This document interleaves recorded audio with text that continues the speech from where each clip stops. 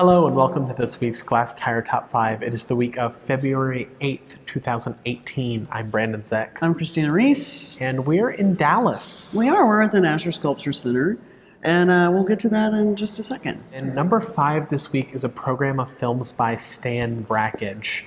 It's happening in and around Austin. It's going to happen at the Austin Film Society, at Grey Duck Gallery, and then at Spellerberg Projects, which is outside of Austin in Lockhart, Texas. Right. It's a 3-day program. Stan Brackish, pioneering experimental filmmaker, probably best known for painting directly on film and then kind of scratching it away and manipulating the actual film. And a lot of these films are going to be shown on 16mm, 35mm, so they're kind of the real thing. So number 4 on our list this week is up in Lubbock. It's part of the Texas Tech Sculpture Symposium, the Texas Sculpture Symposium that takes place every year.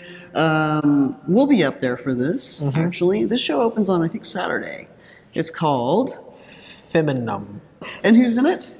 So it's Texas and Oklahoma-based artists, so it's a lot of people that we know, some people from Austin, some people from San Antonio, Lubbock. There's Aaron Cunningham, Catherine Kelly, Jennifer Ling Dychuk, Bale Liu. All right. And then a bunch of Oklahoma people that we'll have the pleasure of seeing. Yeah, this is just part of the overall programming. The symposium starts on Friday. It runs through Saturday. So number 3 is a show in Houston at One Allen Center. It's a show of Louise Martin's photographs. She died in 1995. She was an absolute pioneering Black society photographer in Houston. She chronicled everything. She was also one of the only 2 female photographers allowed at MLK's funeral.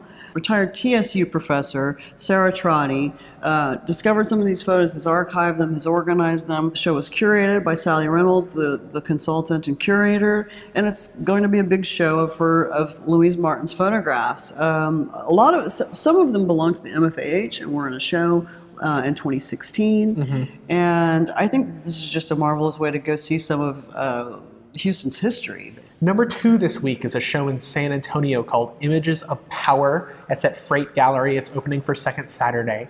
It's a show that features 30-some-odd artists curated by Alana Coates and Mark Anthony Martinez. All of the artists in the show, I think all of them are Mexican or Mexican-American or Hispanic, and the works are all about addressing images of power in a predominantly white and white supremacist formed society. Some of the artists are based in San Antonio, but some of them are abroad. It really is a national show.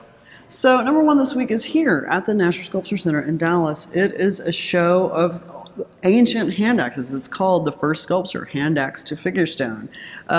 This is a pretty pioneering show, actually. It's some of these rocks, these beautiful stones in this room are up to 2 million years old, far preceding our idea of when the earliest humans started to decorate, carve, or just practice their artistic impulse. They've done a lot of scholarship on this show. This has been a long time in the making. It's actually kind of a presentation of a whole thesis. A lot of them are utilitarian.